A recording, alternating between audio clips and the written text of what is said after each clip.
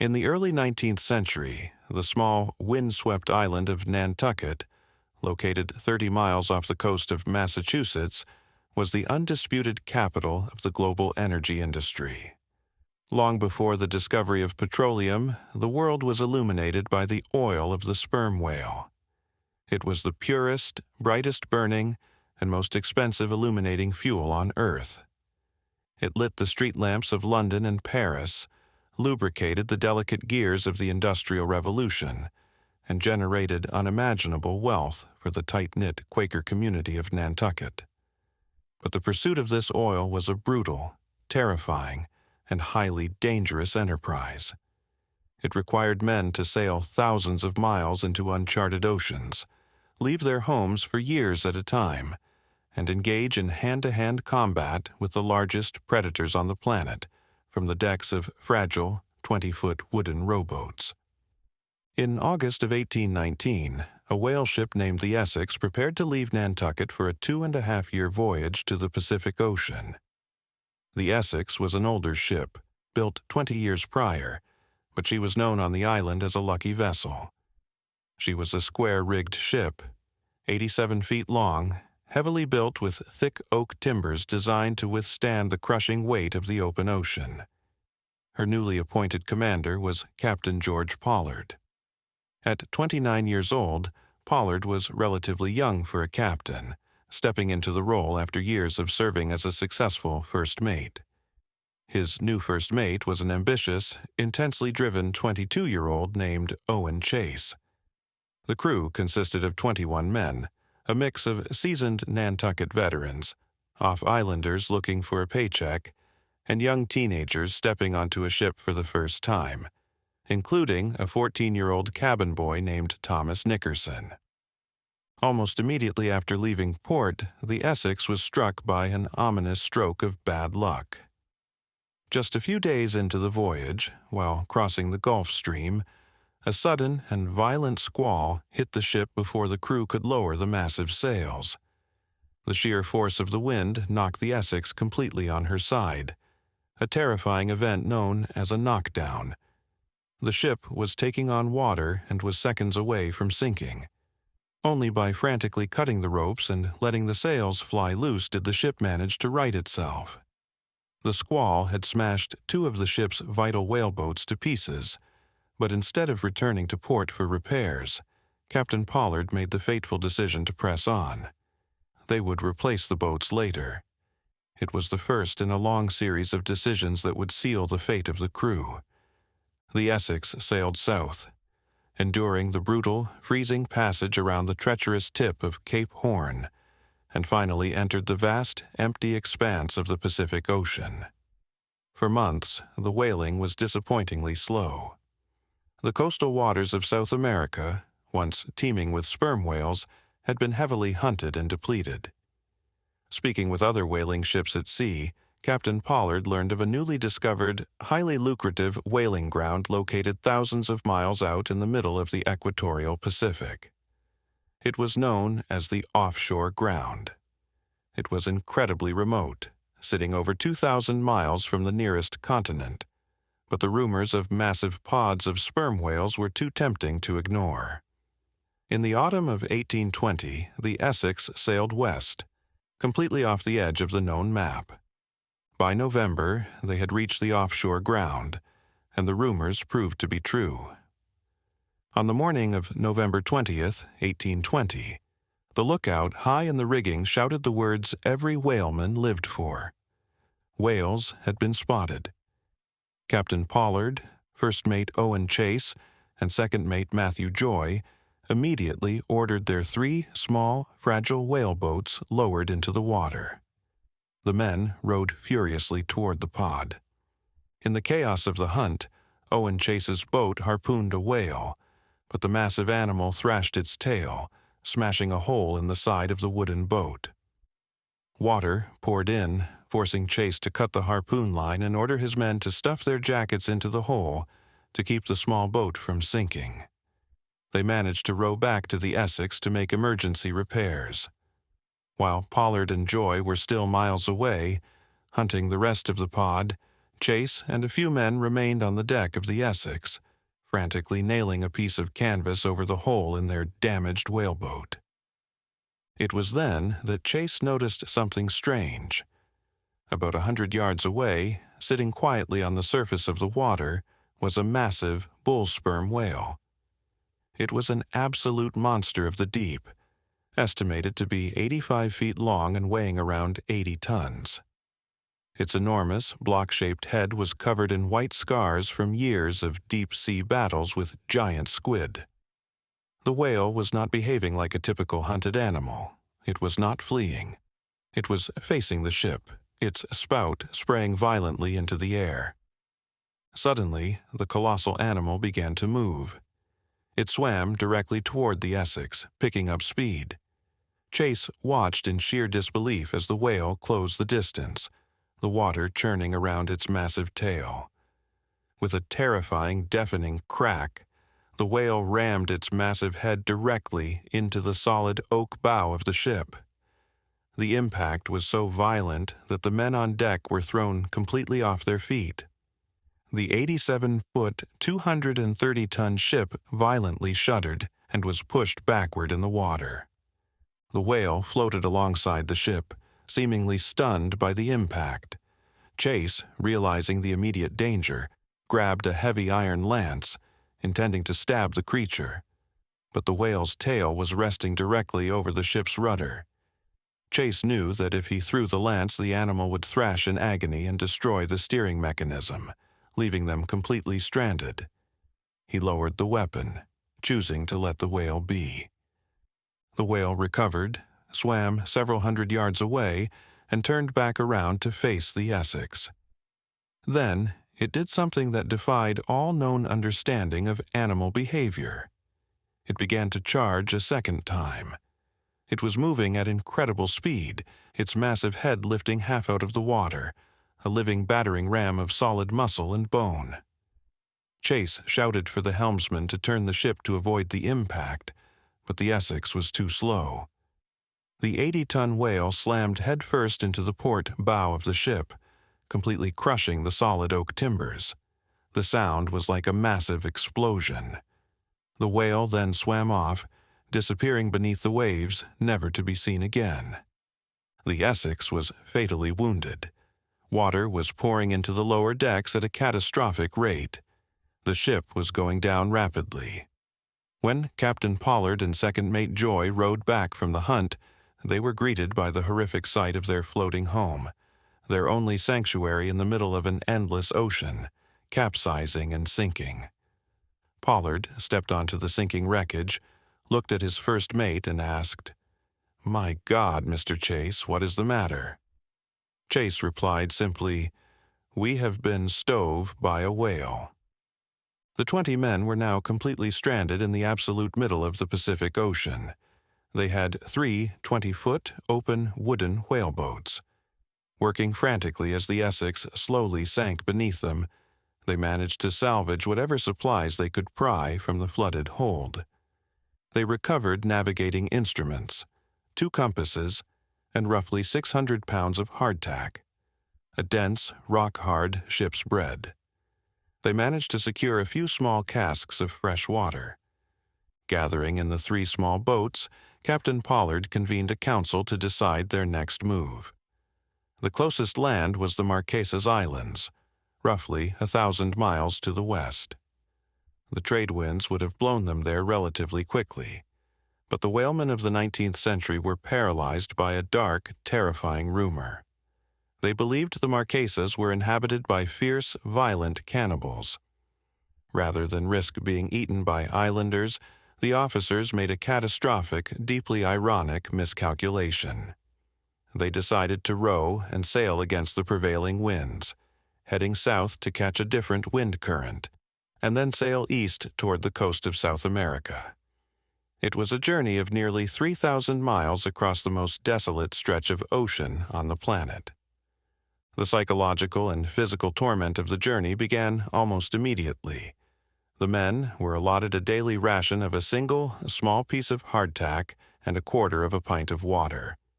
Sitting in open boats with absolutely no protection from the blinding, blistering equatorial sun, the men began to bake alive. Their lips cracked and bled, their tongues swelled, and their skin broke out in painful salt sores from the constant sea spray. Because their boats had almost no freeboard, the ocean constantly washed over the sides.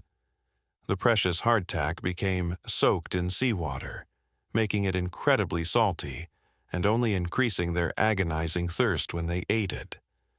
For weeks, they drifted under the burning sun. Starvation is a slow, methodical process. The human body, deprived of fuel, begins to consume itself. It burns through fat reserves first, then begins to slowly break down muscle tissue. The men became skeletal, their eyes sinking deep into their skulls, their voices reducing to raspy, painful whispers. After an agonizing month at sea, just as the men were reaching the absolute limits of their endurance, they spotted land.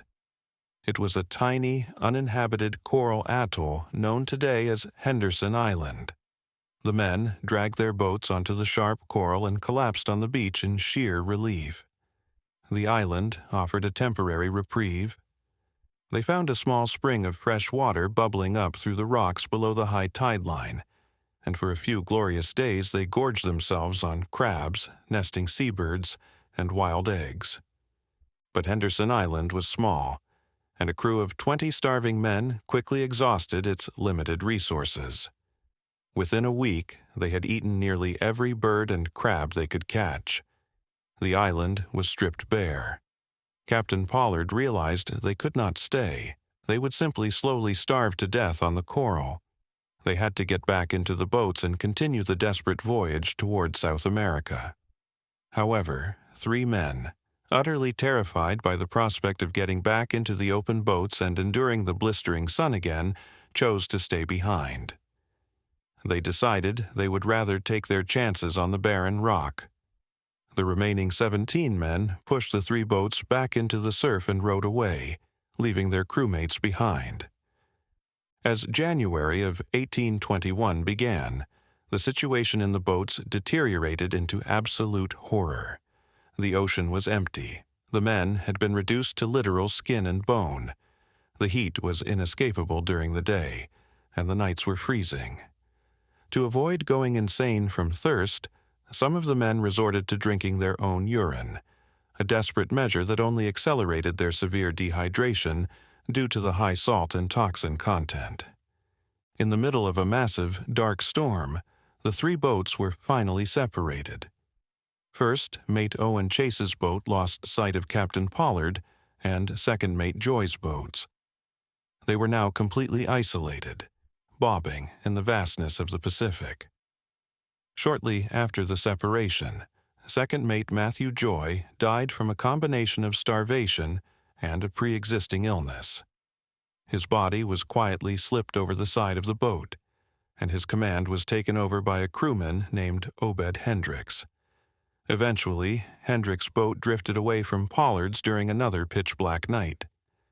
Hendricks and his crew were never seen again. In Chase's boat, the food finally completely ran out. On February 8th, a crewman named Isaac Cole died of absolute starvation. The men were staring into the abyss. They had no food, no water, and no hope of survival. The human instinct to survive is a powerful, dark force that overrides all civilized morality. Recognizing that they would all be dead within days, Chase and his remaining crew made the unthinkable, grim decision. They did not throw Isaac Cole's body overboard. Instead, they carefully separated his flesh from his bones, cut the meat into thin strips, and laid them out on the wooden seats of the boat to dry in the blazing sun. They ate their crewmate to stay alive. It was a horrific, deeply traumatizing act, but the protein and moisture from the body gave them a few more days of life.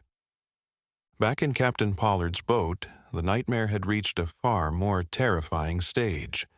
The men in his boat had also consumed the bodies of the first crewmen to die. But by early February there was no food, and there were no dead bodies left. The remaining 4 men in Pollard's boat were staring at each other with the hollow, desperate eyes of the damned. They were governed by the ultimate brutal logic of the open ocean. If they did nothing, they would all die. If one of them died, the other 3 might live long enough to be rescued.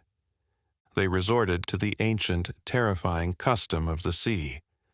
They agreed to draw lots to determine who would be killed so that the others could eat.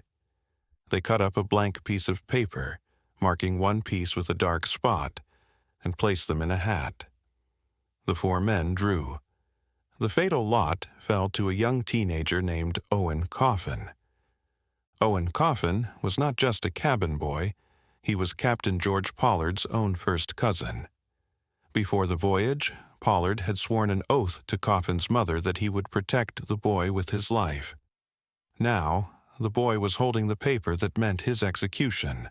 Pollard was absolutely devastated. He wept and pleaded, offering to take his cousin's place, begging the boy to let him die instead. But the brutal starvation had stripped away all emotion. Owen Coffin calmly accepted his fate. He simply said, "No, I like my lot as well as any other," and laid his head down on the gunwale of the boat. They drew lots a second time to determine who would be the executioner. The lot fell to Charles Ramsdell, a close childhood friend of Owen Coffin. Ramsdell refused, weeping uncontrollably, but Coffin calmly insisted that he do it. Ramsdell took the single pistol they had in the boat, placed the muzzle against his friend's head, and pulled the trigger. They consumed his body to survive. On February 18, 1821, 89 days after the Essex had been smashed by the whale, the 3 men in Owen Chase's boat saw a sail on the horizon. It was a British merchant ship called the Indian. The ship slowly pulled alongside the small, weathered whaleboat. The British sailors looked down over the railing and were horrified by what they saw. 3 skeletal, sun-blackened figures were sitting in a boat littered with human bones. They were pulled aboard, given fresh water, and slowly nursed back to health. 5 days later, on February 23rd, an American whaling ship named the Dauphin was sailing 300 miles off the coast of Chile. The lookout spotted a small drifting boat. When the Dauphin pulled alongside, the sailors witnessed a scene of unimaginable psychological horror. Inside the boat were Captain George Pollard and Charles Ramsdell. They were the only 2 left alive. They were completely disconnected from reality, lost in the madness of starvation. The floor of their boat was covered in the shattered, cracked bones of their crewmates. Even as the rescue ship pulled alongside them, Pollard and Ramsdell were fiercely clutching the bones, frantically sucking the marrow from them, terrified that the rescuers had come to take their food away. Out of the 20 men who had abandoned the Essex, only 8 survived. Chase, 2 of his men, Pollard and Ramsdell, were saved at sea. True to their word, the rescue ships later sailed to Henderson Island and discovered the 3 men who had stayed behind. Against all odds, they had survived for months on the desolate rock by drinking rainwater from puddles and catching the occasional bird. The survivors were eventually brought back to Nantucket. They were welcomed as ghosts, men who had returned from the absolute depths of hell. The tight-knit Quaker community, horrified by the reality of the cannibalism and the execution of Owen Coffin, largely wrapped the tragedy in a shroud of absolute silence. The psychological toll on the survivors was permanent and profound. Owen Chase wrote a detailed, harrowing account of the shipwreck and the desperate voyage in the open boats. He continued to sail, but in his later years he suffered from severe trauma. He was known to buy massive quantities of food and secretly hoard it in the attic of his house, absolutely terrified that he would one day starve again. He eventually lost his mind completely and died in an institution. Captain George Pollard's career was entirely ruined. Despite the extreme circumstances, the fact that he had eaten his own cousin, cast a dark, inescapable shadow over his life. He was given command of one more whaling ship, but it struck a coral reef and sank on its very first voyage. Deemed incredibly unlucky by the superstitious whaling community, he was never allowed to command a ship again. The former captain of the Essex lived out the rest of his long life as a lowly night watchman on the quiet, cobblestone streets of Nantucket, a silent, broken man walking his route in the dark. Years later, a young, adventurous sailor named Herman Melville managed to secure a copy of Owen Chase's written account of the tragedy. He read the book while sailing the Pacific on his own whaling voyage. The terrifying image of the massive, scarred sperm whale violently attacking the ship embedded itself deeply in his imagination. Melville would eventually use the catastrophic sinking of the whaleship Essex as the historical foundation for the climactic, terrifying ending of his great American novel, Moby-Dick. But while the novel ended with the sinking of the ship, the true story of the Essex reveals a much darker, more profound reality. It is a story that strips away the romanticism of 19th century exploration and exposes the absolute, terrifying frailty of human beings when pitted against the indifferent, massive power of nature. It proves that the true monsters of the deep are not the whales that swim beneath the surface, but the terrifying depths of desperation and madness that lie waiting in the human mind when survival becomes the only thing that matters.